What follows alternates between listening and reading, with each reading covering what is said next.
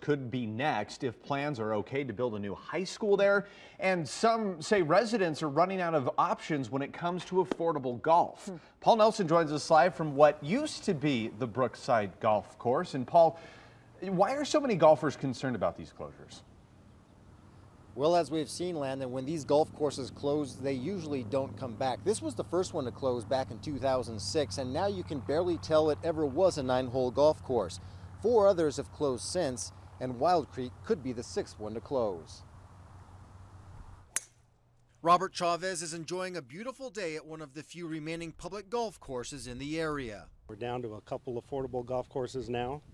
The poor working guys gets a little tough to enjoy the game. The Washoe County School District could decide if it'll buy Wild Creek by December, a golf course that loses $200,000 to $300,000 a year. The RSCVA bought this land in 1974 to bring more tourists, but a lot has changed since then. Now there's almost 500 holes of golf within about an hour of the airport, and so this one golf course is no longer a tourist draw for the RSCVA and our mission. Brookside closed 11 years ago for the construction of the airport tower, and Rosewood Lakes closed 2 years ago to make way for the Southeast Connector. All that's left of Verdi's Crystal Peak Golf Course are cart paths and remnants of some old bunkers after 7 years sitting vacant.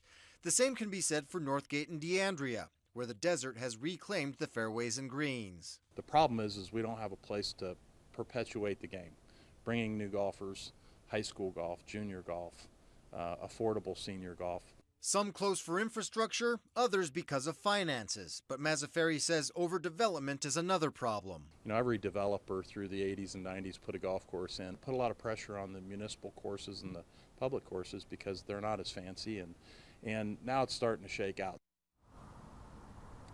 Mazzaferri says it's very unlikely we'll see any new golf courses built within the next 10 or 15 years simply because they're so expensive, somewhere in the range of about $25 million just to build them.